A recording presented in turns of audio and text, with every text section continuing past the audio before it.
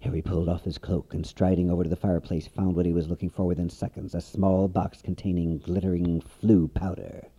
He crouched down in front of the empty grate, his hands shaking. He had never done this before, though he thought he knew how it must work.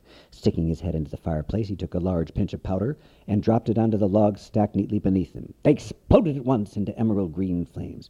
"Number 12, Grimmauld Place," Harry said loudly and clearly. It was one of the most curious sensations he'd ever experienced. He had traveled by Floo powder, of course, before, but then it had been his entire body that had spun around and around in the flames through the network of wizarding fireplaces that stretched over the country. This time his knees remained firm upon the cold floor of Umbridge's office, and only his head hurtled through the emerald fire. And then, abruptly as it had begun, the spinning stopped. Feeling rather sick, and as though he was wearing an exceptionally hot muffler around his head, Harry opened his eyes to find that he was looking up out of the kitchen fireplace at a long wooden table where a man sat poring over a piece of parchment. "Sirius?" The man jumped and looked around. It was not Sirius, but Lupin. "Harry," he said, looking thoroughly shocked. "What are you? What's happened? Is everything all right?" "Yeah, I just wondered. I just fancied a chat with Sirius." "I called him." Lupin got to his feet, still looking perplexed. "He went upstairs to look for Creature. He seems to be hiding in the attic again." And Harry saw Lupin hurry out of the kitchen. Now he was left with nothing to look at but the chair and table legs. He wondered why Sirius had never mentioned how very uncomfortable it was to speak out of the fire. His knees were already objecting painfully to their prolonged contact with Umbridge's hard stone floor. Lupin returned with Sirius at his heels moments later. "What is it?" said Sirius urgently, sweeping his long dark hair out of his eyes and dropping to the ground in front of the fire so that he and Harry were on a level. Lupin knelt down too, looking very concerned. "Are you all right? Do you need help?" "No, it's nothing like that. I just wanted to talk about my dad." They exchanged a look of great surprise. But Harry did not have time to feel awkward or embarrassed. His knees were becoming sorer by the second, and he guessed that 5 minutes had already passed from the start of the diversion. George had only guaranteed him 20. He therefore plunged immediately into the story of what he'd seen in the Pensive. When he'd finished, neither Sirius nor Lupin spoke for a moment. Then Lupin said quietly, "I wouldn't like to judge your father on what you saw there, Harry. He was only 15. "I'm 15, said Harry heatedly. "Look, Harry," said Sirius placatingly, "James and Snape hated each other from the moment they set eyes on each other. Just one of those things. You can understand that, can't you? I think James was everything Snape wanted to be. He was popular. He was good at Quidditch. Good at pretty much everything. And Snape was just this little oddball who was up to his eyes in the dark arts. And James, whatever else he may have appeared to you, Harry, always hated the dark arts." "Yeah, but he just attacked Snape for no good reason, just because you said you were bored," he finished with a slightly apologetic note in his voice. "I'm not proud of it." Lupin looked sideways at Sirius and then said, "Look, Harry, what you've got to understand is that your father and Sirius were the best in the school or whatever they did. Everyone thought they were the height of cool. If they sometimes got a bit carried away." "If we were sometimes arrogant little Burks, you mean?" Lupin smiled. "He kept messing up his hair," said Harry in a pained voice. Sirius and Lupin laughed. "I'd forgotten he used to do that." "Was he playing with the snitch?" "Yeah," said Harry, watching uncomprehendingly at Sirius and Lupin as they beamed reminiscently. "Well, I thought he was a bit of an idiot." "Of course he was a bit of an idiot. We're all idiots. Well, not Moody so much," he said fairly, looking at Lupin, but Lupin shook his head. "Did I ever tell you to lay off Snape? Did I ever have the guts to tell you I thought you were out of order?" "Yeah, well, you made us feel ashamed of ourselves sometimes. That was something." "And," said Harry doggedly, determined to say everything that was on his mind now he was here, "he kept looking over at the girls by the lake, hoping they were watching him." "Oh, well, he was always making a fool of himself whenever Lily was around. He couldn't stop himself showing off whenever he got near her." "How come she married him?" Harry asked miserably. "She hated him." "Nah, she didn't. She started going out with him in 7th year. Once James had deflated his head a bit." "And stopped hexing people just for the fun of it? Even Snape?" "Well," said Lupin slowly, "Snape was a special case. I mean, he never lost an opportunity to curse James, so you couldn't really expect James to take that line down, could you?" "And my mom was okay with that?" "She didn't know too much about it, tell you the truth," said Sirius. "I mean, James didn't take Snape on dates with her and jinx him in front of her, did he?" Sirius frowned at Harry, who was still looking unconvinced.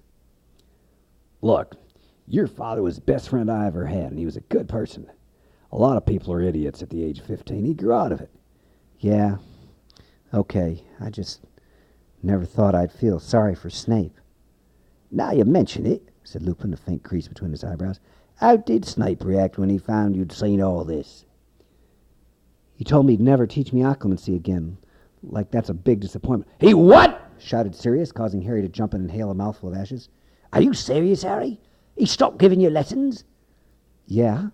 Harry was surprised at what he considered a great overreaction. But it's okay, I don't care. It's a bit of relief to tell you. I'm coming up there to have a word with Snape, said Sirius forcefully, and he actually made to stand up, but Lupin wrenched him back down again. If anybody's going to tell Snape, it'll be me, he said firmly. But Harry, first of all, you've got to go back to Snape and tell him that on no account is he to stop giving you lessons. When Dumbledore hears... I can't tell him that, he'd kill me. You didn't see him when he got out of the pensive.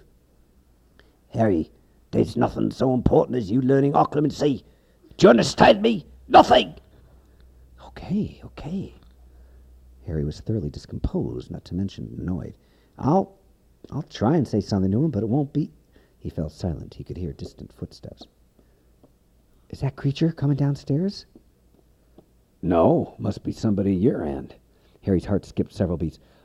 I better go, he said hastily. He pulled his head backward out of Grimald's place's fire. For a moment his head seemed to be revolving on his shoulders, and then he found himself kneeling in front of Umbridge's fire, with his head back firmly on, watching the emerald flames flicker and die. Quickly! He heard a wheezy voice mutter right outside the office door. She's left it open. Harry dived for the invisibility cloak, and had just managed to pull it back over himself when Filch burst into the office. He looked absolutely delighted about something, and was talking to himself feverishly as he crossed the room, pulled open a drawer in Umbridge's desk, and began riffling through it. Approval for whipping. I can do it at last. They've had it coming to them for years. He pulled out a piece of parchment, kissed it, then shuffled rapidly back out of the door, clutching it to his chest. Harry leapt to his feet, and making sure that he had his bag and the invisibility cloak was completely covering him, he wrenched open the door and hurried out of the office after Filch, who was hobbling along faster than Harry had ever seen him go. One landing down from Umbridge's office, and Harry thought it was safe to become visible again. He pulled off the cloak, shoved it in his bag, and hurried onward. There was a great deal of shouting and movement coming from the entrance hall. He ran down the marble staircase and found what looked like most of the school assembled there. It was just like the night when Trelawney had been sacked. Students were standing all around the walls in a great ring, some of them, Harry noticed, covered in a substance that looked very like stink sap. Teachers and ghosts were also in the crowd. Prominent among the onlookers were members of the inquisitorial squad, who were all looking exceptionally pleased with themselves. And Peeves, who was bobbing overhead, gazed down upon Fred and George, who stood in the middle of the floor with the unmistakable look of two people who'd just been cornered. So, said Umbridge triumphantly, whom Harry realized was standing just a few stairs in front of him, once more looking down upon her prey. So, you think it amusing to turn a school corridor into a swamp, do you? Pretty amusing, yeah, said Fred, looking back up at her without the slightest sign of fear. Filch elbowed his way closer to Umbridge, almost crying with happiness. I've got the form, Headmistress, he said hoarsely, waving the piece of parchment Harry had just seen him take from her desk. I've got the form and I've got the whips waiting. Oh, let me do it now. Very good, August. You two, she went on, gazing down at Fred and George, are about to learn what happens to wrongdoers in my school. You know what, said Fred, I don't think we are. He turned to his twin. George, said Fred, I think we've outgrown full-time education. Yeah, I've been feeling that way myself, said George slightly. Time to test our talents in the real world, do you reckon? Said Fred.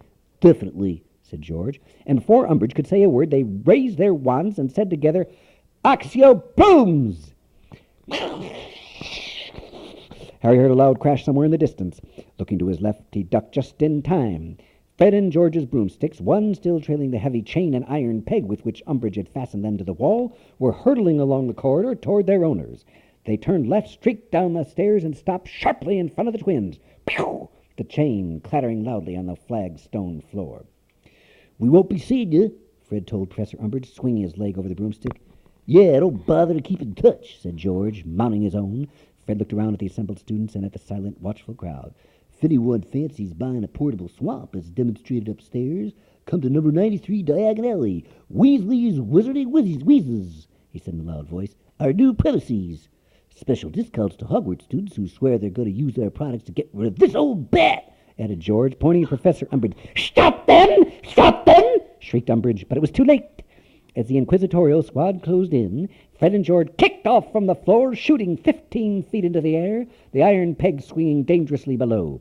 Fred looked across the hall at the poltergeist bobbing on its level above the crowd. Give her hell from us, Peeves!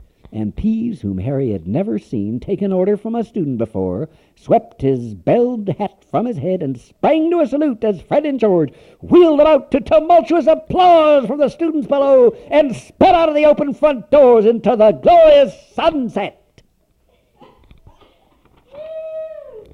And that's the end of Chapter 29 of Harry Potter and the Order of the Phoenix.